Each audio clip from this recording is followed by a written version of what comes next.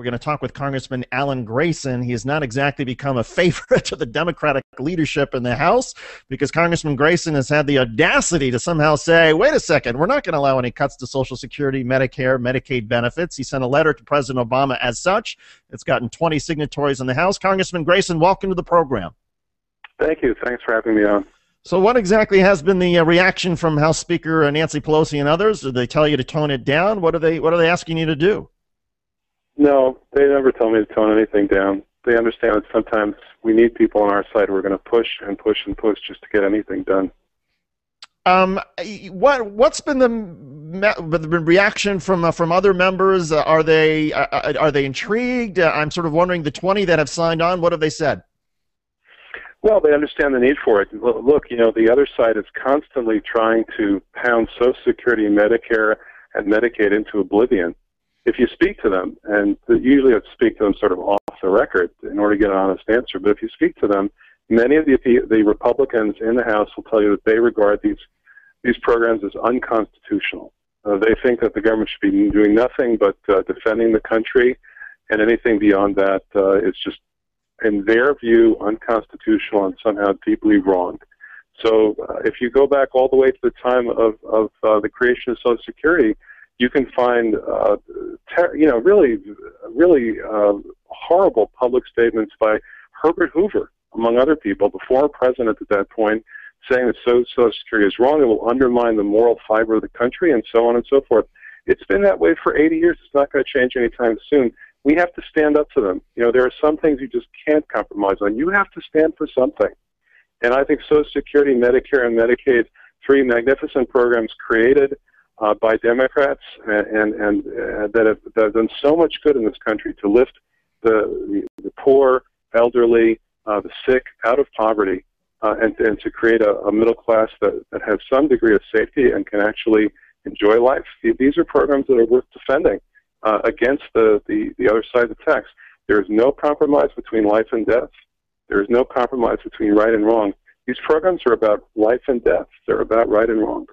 I want to ask you about a story that our own Daniel Marins reported on earlier, and that is one of the advocates for making changes to Social Security, which would essentially be cuts, is former Pennsylvania Governor Ed Rendell. And he has advocated as such. He's used his analysis platform on MSNBC to argue for these changes, while at the same time neither he nor MSNBC, a place where I used to work, have disclosed that he works for Fix the Debt, that he's getting paid by that front group. Is that a problem? Yes, but the deeper problem is that our people, the people who count on us, the people who we represent, who support us, who knock on doors for us, who make telephone calls for us, who contribute to our campaigns, those people are starting to feel betrayed.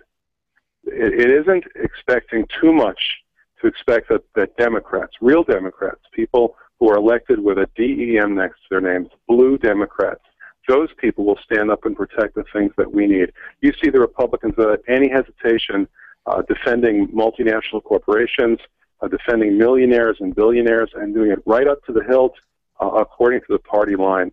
Why can't we help and represent and be loyal to the people in need on our side who are depending upon us for some scrap of dignity in their lives? We're talking with Congressman Alan Grayson. He represents a Florida district that includes portions of Orlando. Congressman, I want to give my executive producer, Daniel Marins, who's been following this issue and issues of Social Security, an opportunity to jump in here. Daniel, go ahead. Congressman, thanks for joining us. Really appreciate it. Congressman, if the president gets what he wants and gets a grand bargain that includes chain CVI, something that would cut Social Security when Social Security beneficiaries are most vulnerable in late old age or after years of disability, what is the future? How can progressives stop it? What is the future of retirement security, and where do we go from there? Well, the way that progressives can help to stop it is to show their force, to show their numbers, and have their voices heard.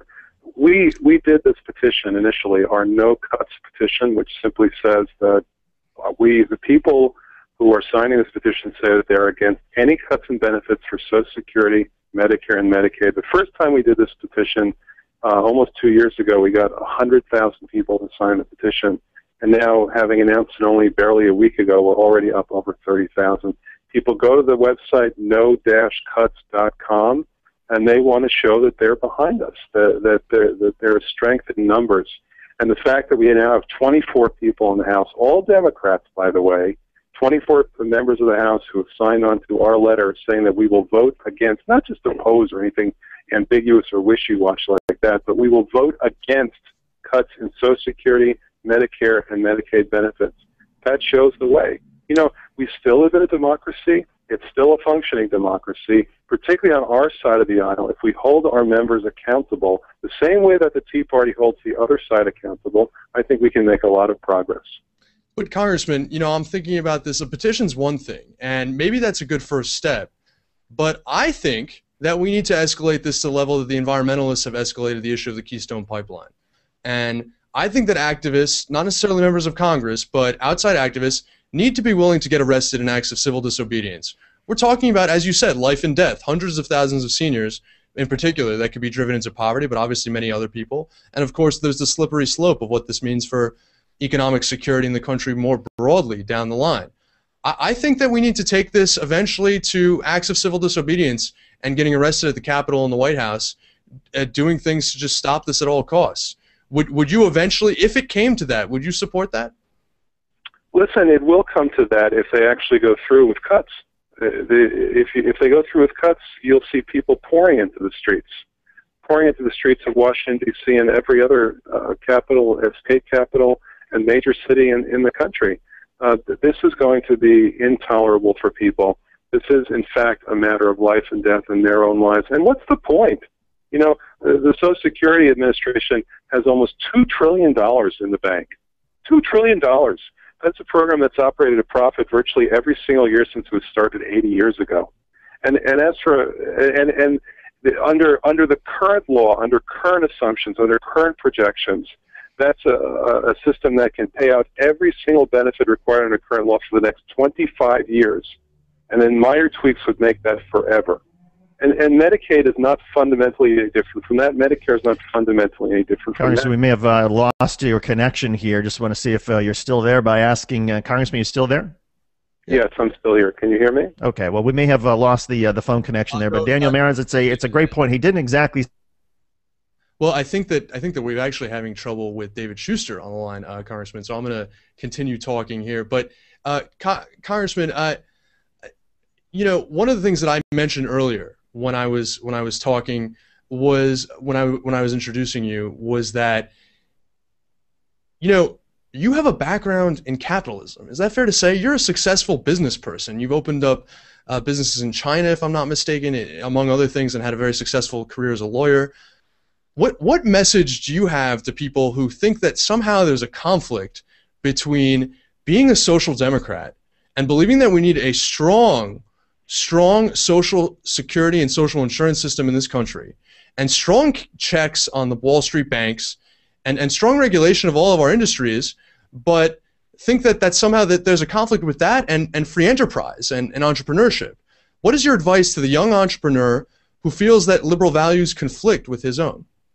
Well, first of all, I am a successful businessman. I started a company that went public and dramatically reduced the cost of international calls for people here in the United States. And my company was the largest provider of international phone service to Hispanic Americans in the country. But in any case, what I find is that many of these so-called businessmen are, in fact, economic illiterates.